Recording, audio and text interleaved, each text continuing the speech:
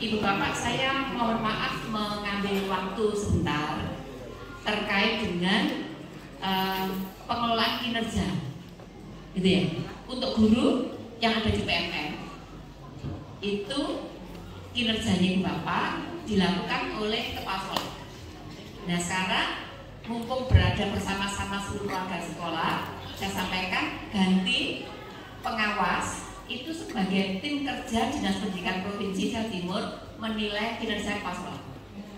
Begitu, ya. Jadi hari ini itu dalam rangka Pak Har ingin mempresentasikan visi misi yang itu merupakan RHK kepala sekolah.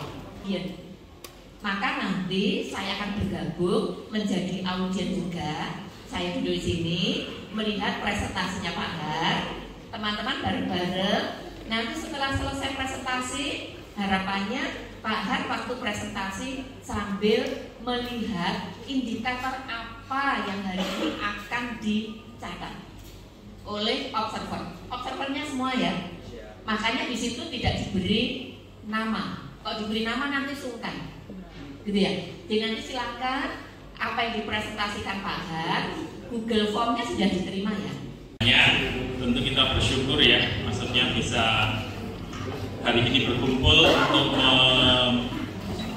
sebenarnya bukan sesuatu yang baru, tapi sosialisasi kembali tentang visi-visi. Idealnya memang visi-visi selalu dievaluasi setiap tahun, tetapi karena arah dasar strategis kita itu mulai 2016 sampai 2026, jadi kita akan menjabarkan visi-visi itu dalam bentuk sesuatu yang sifatnya operasional. Jadi terima kasih kepada teman-teman yang masih ingat visi-visi itu, dan di dalam PMM itu memang yang saya pilih adalah tentang visi-visi karena itulah yang skornya turun. Jadi kalau beberapa waktu yang lalu Bapak Ibu kan selalu dapat refleksi untuk apa ditukin-tukin itu Bapak ya, sebenarnya nilai refleksinya naik tapi visi-misinya lama dan dites, jadi turun nilainya. Unggul berpedoman pada standar nasional, berorientasi global, hayati nilai kasih, kerjasama dan disiplin. Salah. Mewujudkan jadi harus ini ya Pak ya. Menjadi komunitas berpedoman pada standar nasional, berorientasi global, hayati nilai kasih, taat kerjasama dan disiplin, mewujudkan pendidikan kaum muda Indonesia seutuhnya melalui keunggulan akademis, kecakapan hidup dan keterbukaan. Oke, terima kasih Bu Irene. Belajar unggul berpedoman pada standar nasional, berorientasi global, hayati nilai kasih, taat kerjasama dan disiplin, mewujudkan pendidikan kaum muda Indonesia seutuhnya melalui keunggulan akademik, kecakapan hidup dan keterbukaan.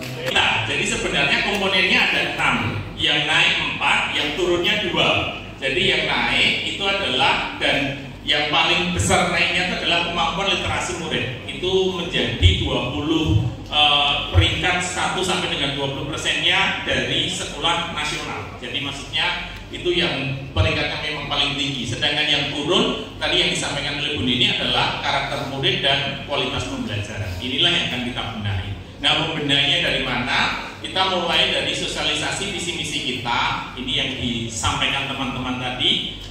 Pak Wisnu apa Pak Wisnu?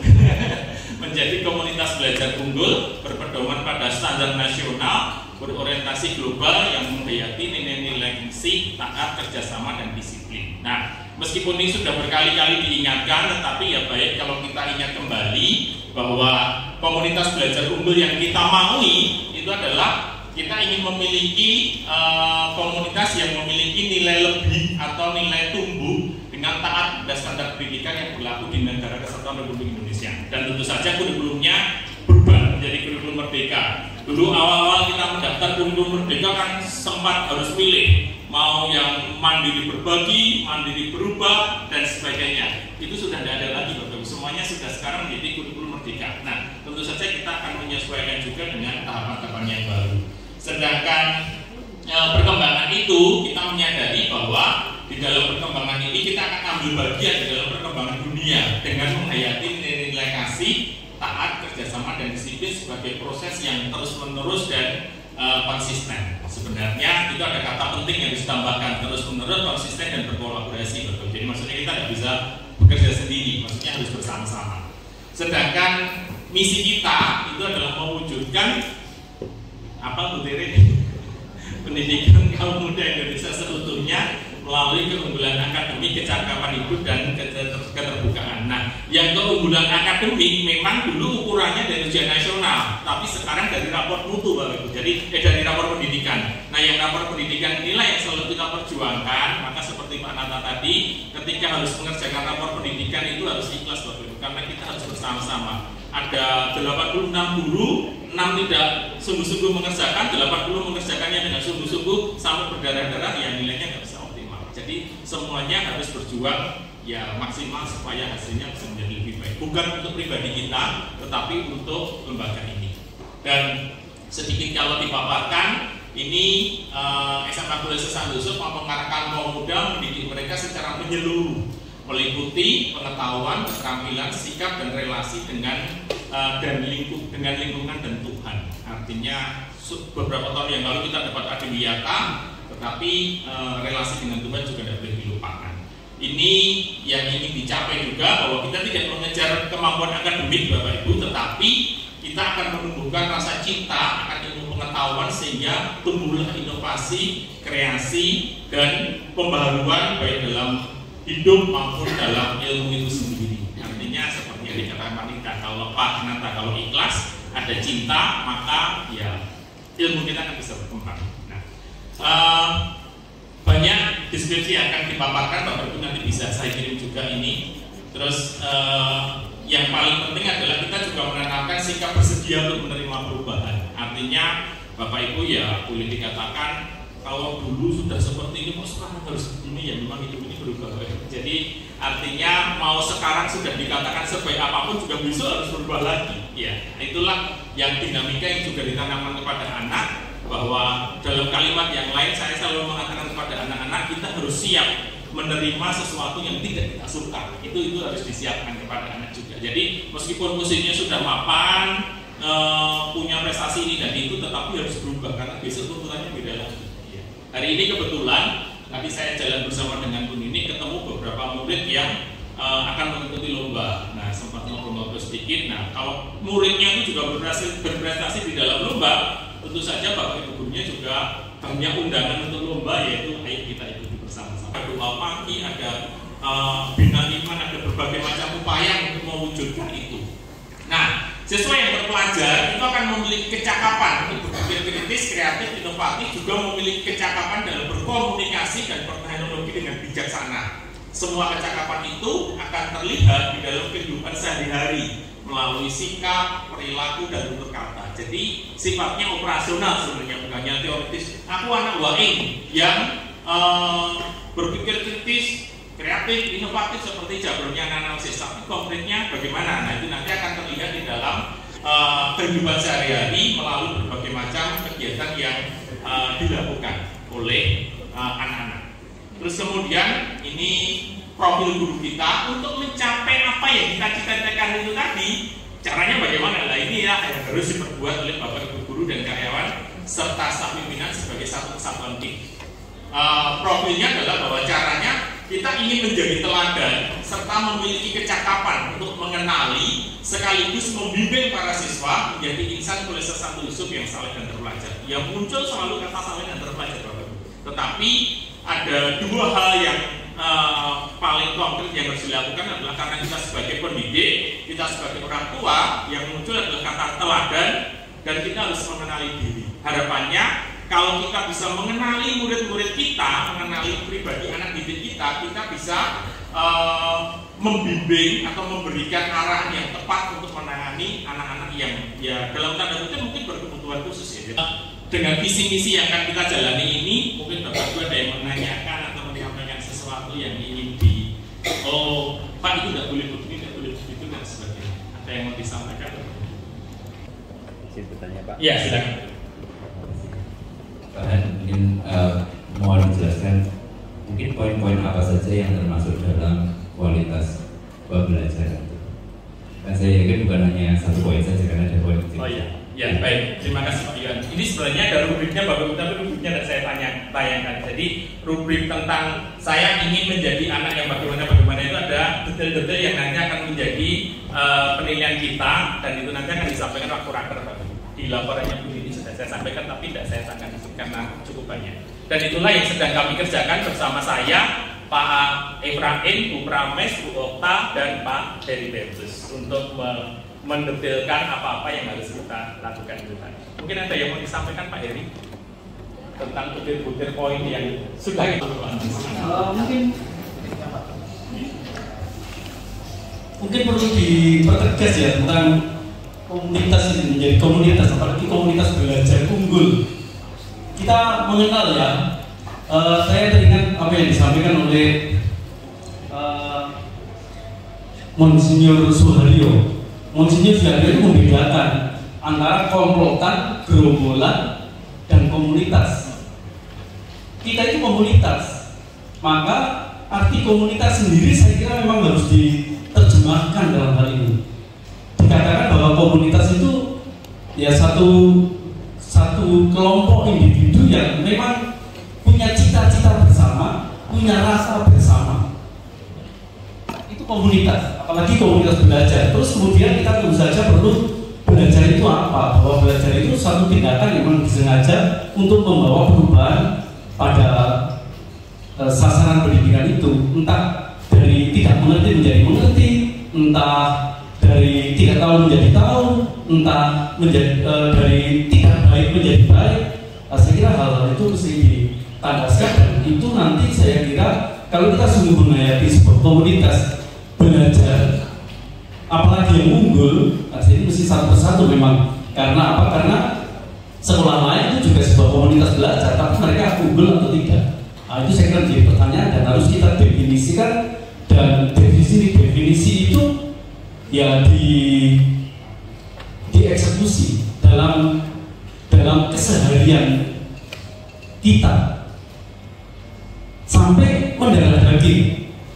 Jadi itu akan menjadi semacam formasi untuk kita semua, pembentukan dari kita semua. Itu saya kira tambahan saya Pak Santo. Terima kasih. Terima kasih Pak Anton. Ada lagi Bapak Ibu?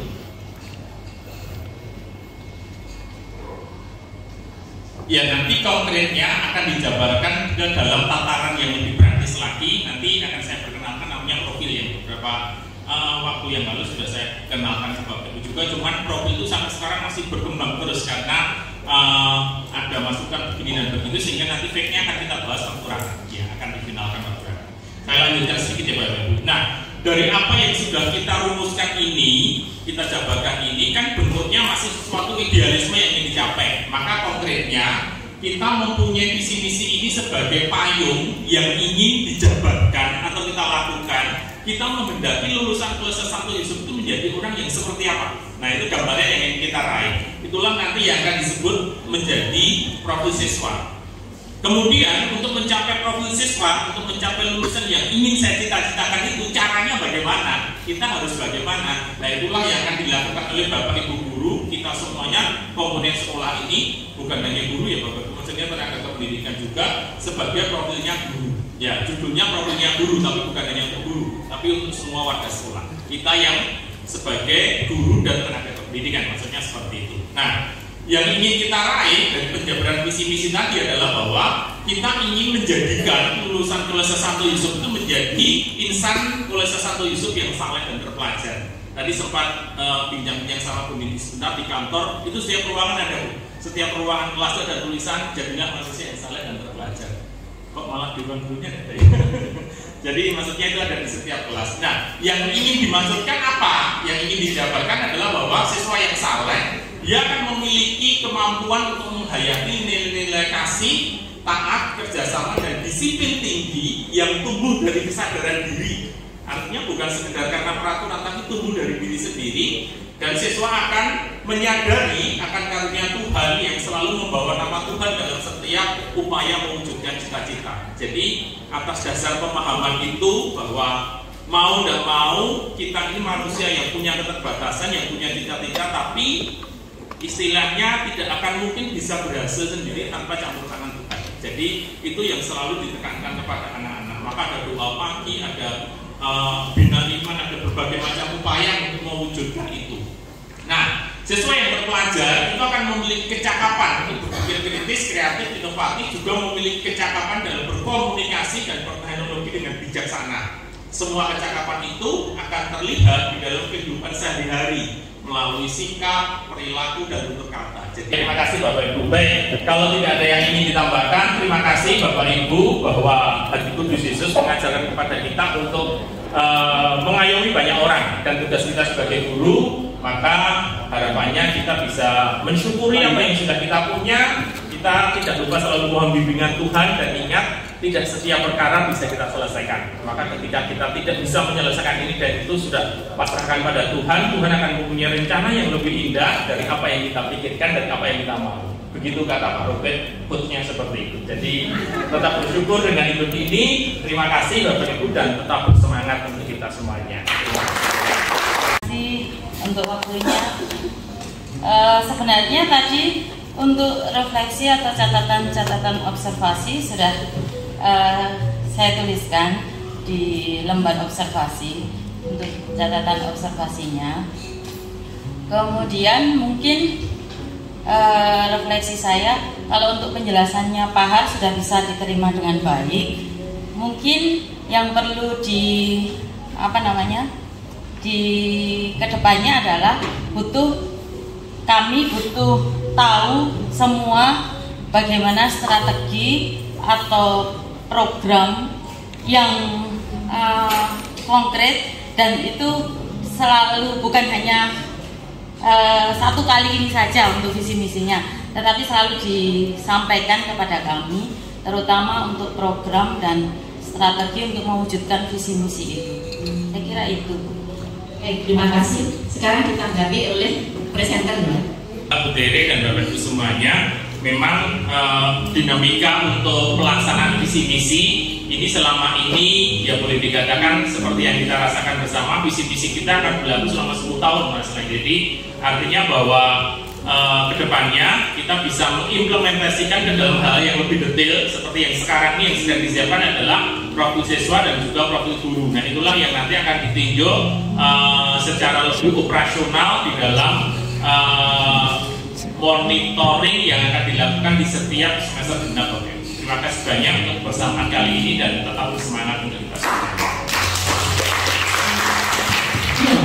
Baik, Ibu dan Bapak sekalian, dengan demikian sesi observasi kinerja kepala sekolah yang indikatornya adalah presentasi visi misi bisa kita akhiri. Terima kasih sekali, tetap semangat. Mudah-mudahan Kosambi akan lebih baik di kemudian hari.